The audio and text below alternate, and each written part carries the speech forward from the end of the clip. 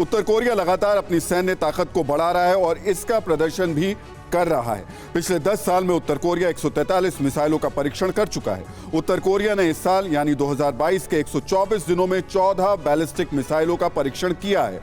Defence experts का दावा है कि उत्तर कोरिया के पास 17 तरीके की बैलिस्टिक मिसाइल्स हैं। इन मिसाइलों की मारक क्षमता 1500 किलोमीटर से लेकर 13,000 किलोमीटर तक की है। उत्तर कोरिया लगातार न्यूक्लियर वेपन पर खर्च भी कर रहा है। रिपोर्ट्स के मुताबिक उत्तर कोरिया हर साल 12 न्यूक्लियर वेपन बनाने की ताकत रखता है। अमेरिका के रिसर्च एंड डेवलपमेंट कॉर्पोरेशन की रिपोर्ट के मुताबिक उत्तर कोरिया के पास फिलहाल 200 न्यूक्लियर वेपन हैं। रिपोर्ट बताती है कि 2027 तक उत्तर कोरिया के पास सैकड़ों बैलिस्टिक मिसाइल्स होंगी। उत्तर कोरिया की ये मिसाइल अमेरिका, जापान, दक्षिण कोरिया जैसे देशों को निशाना बना सकती है। किम जोंग हमेशा अमेरिका से जंग लड़ने की बात करते हैं। ऐसे में अमेरिका के सहयोगी जापान और दक्षिण कोरिया भी उनके निशाने पर होंगे।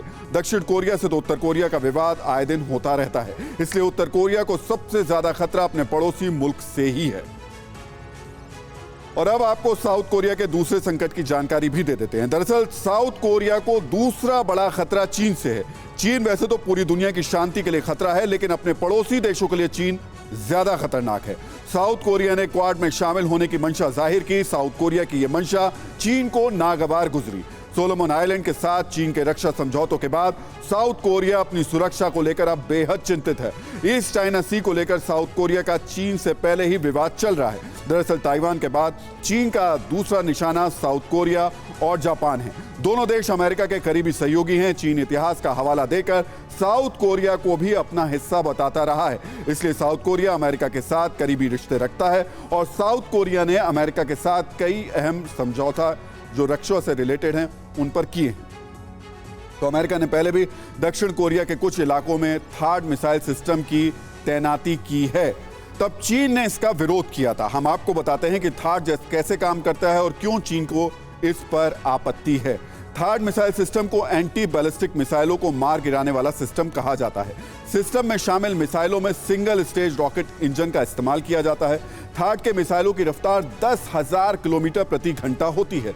यह सिस्टम हिट टू किल तकनीक पर काम करता है, यानी यह सिस्टम दुश्मन की मिसाइलों को रोकने और भटकाने की जगह उन्हें बर्बाद कर देता है। थार्ड मिसाइल सिस्टम दुश्मन की मिसाइलों को उड़ान के शुरुआती दौर में ही गिराने में सक्षम है। थार्ड 200 किलोमीटर की दूरी और 150 किलोमीटर की ऊंचाई तक मिसाइलों को नष्ट करने में सक्षम है। थार्ड मिसाइल सिस्टम इसलिए खास है क्योंकि ये hit to kill missile system है। हिट टू किल मिसाइल अपना लक्ष्य ना चूके, ये पक्का करने के लिए खास इंतजाम किया जाता है। मिसाइल में एक छोटा सा इंजन लगा होता है जो मिसाइल को सही रास्ता दिखाता है। तो थार्ड मिसाइल सिस्टम की सबसे बड़ी खूबी उसका रडार सिस्टम है। डिफेंस एक्सपर्ट्स के मुताबिक थार्ड का ANTPY-2 रडार 1000 किलोमीटर तक के इलाके में हवाई हलचल पर नजर रखता है।